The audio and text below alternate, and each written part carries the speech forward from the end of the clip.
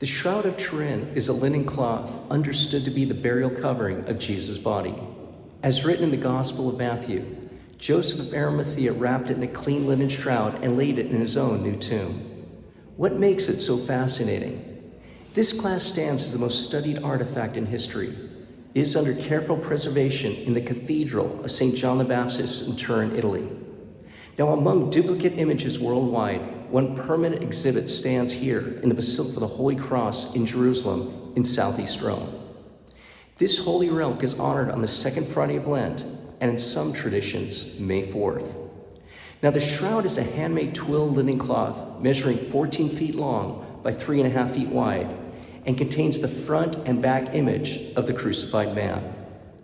Now, most are familiar with the shroud image as exposed in a photographic negative taken in 1898.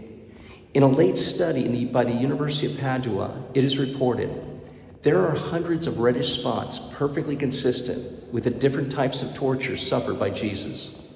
There are found blood-stained marks on the head consistent with the crown of thorns, blood marks on the hands and feet with the crucifixion, and a blood stain on the chest with a post-mortem spear wound that Jesus received. Now, according to Professor Giulio Fanti, features of the facial image accurately coincide with depictions of Christ on Byzantine coins of the 7th century, suggesting that the shroud was revered widely as authentic.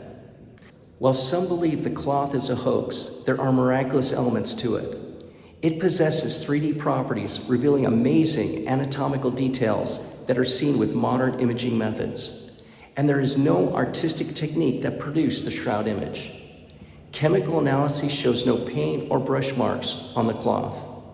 And in his study, Professor Fanti contends the image of the shroud was produced by an unknown source of radiation or electric-type energy, whereby only the top fibers of this ancient cloth were scorched in a burst of heat or release of energy, lasting only a tiny fraction of a second.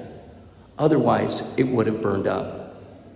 As St. Paul says, Jesus remains with us, the image of the invisible God, standing as the radiance of God's glory and the exact representation of his being. And the shroud is yet another means. He leads us to the Father continually. God be with you.